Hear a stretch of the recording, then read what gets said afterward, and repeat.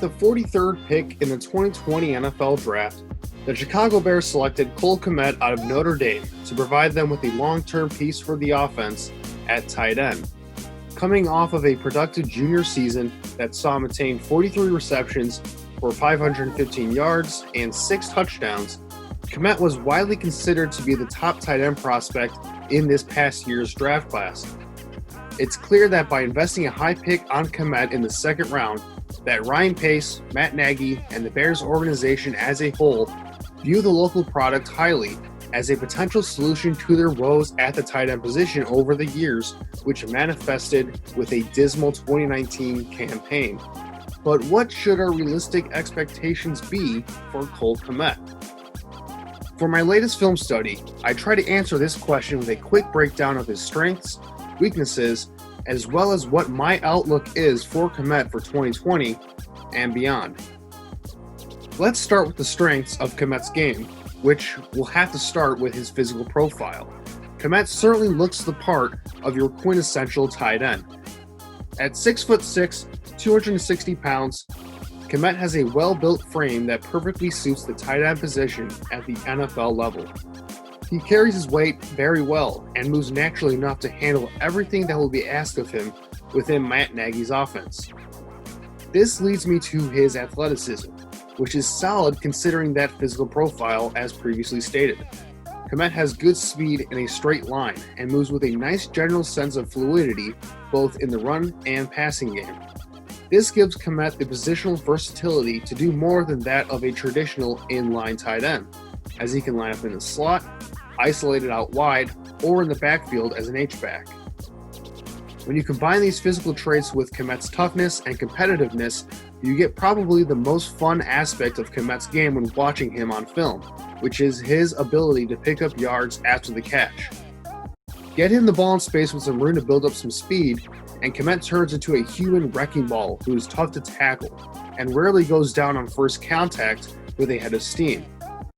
Having a player with that type of physicality is something that could help the Bears offense going forward in terms of adding some much-needed attitude and good, old-fashioned, Chicago-style blue-collar flair. This goes along very well with another strength of Kmet's game, which is his already polished receiving skill set. Despite only really having 1 year of experience, Kmet is a solid route runner who knows how to set up defenders to create throwing windows for his quarterback. In contested situations, Kmet knows how to use his body to box out defenders, which is useful on routes down the seam and in the red zone.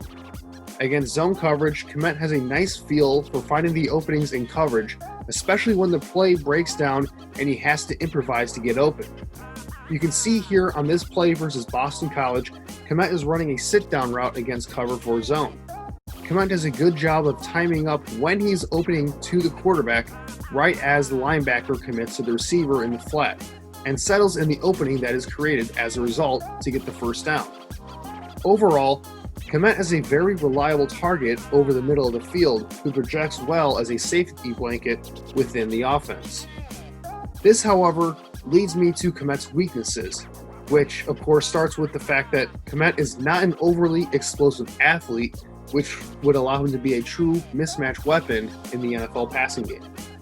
Despite being a fluid mover, Kmet doesn't separate all that well against man coverage.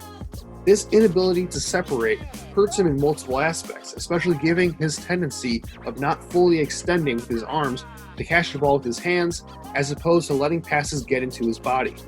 Being more of a body catcher as a result leads to some unnecessary drops and hurts him in contested situations.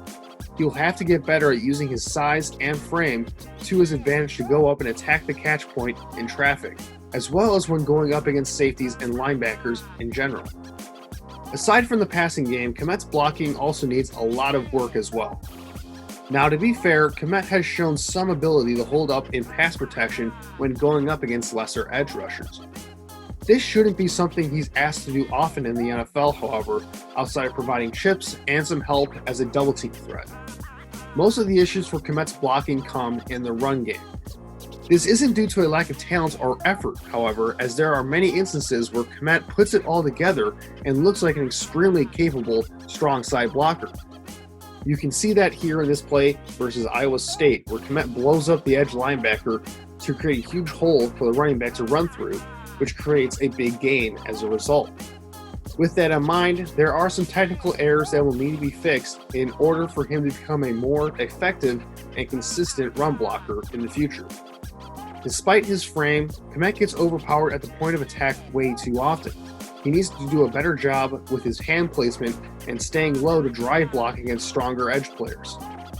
Blocking in space also needs some work as well, as while he has the mobility to engage with linebackers and defensive backs in space, he has a tendency to take poor angles, which causes him to reach and get off balance way too often.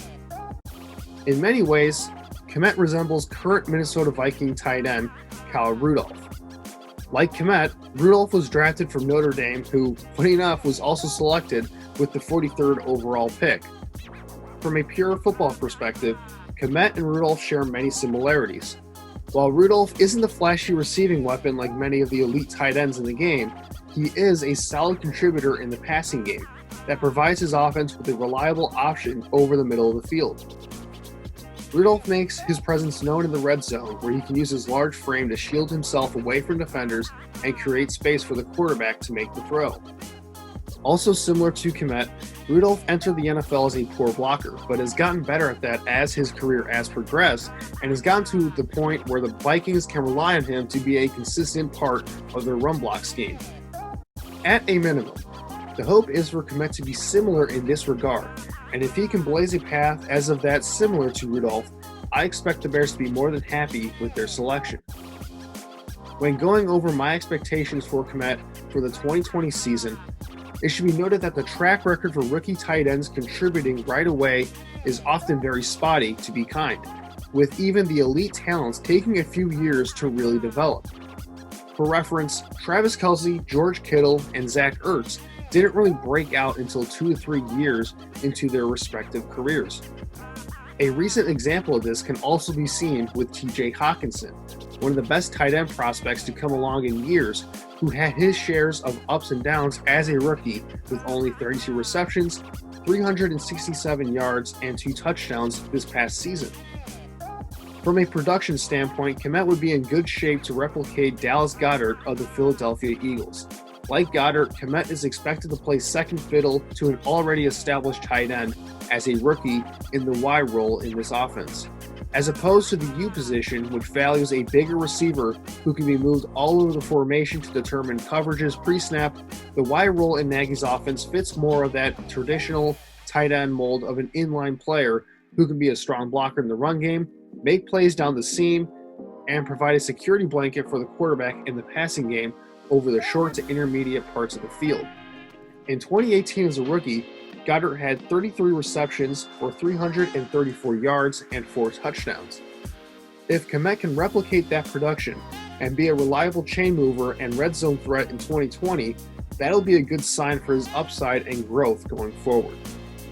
As Week 1 approaches with actual regular season NFL games starting up in less than a week, Bears fans will have their eyes set on Kmet and whether he will deliver as the first tight end taken in this past year's draft. From all indications, Kmet has reportedly had a really strong training camp, and Bears coaches have raved about his physical traits, attitude, and ability to be ahead of schedule when picking up the playbook. If Kmet is able to translate what he's been able to do in practice to the field on game days, Bears fans can be rest assured that tight end will be a strength for this offense for years to come.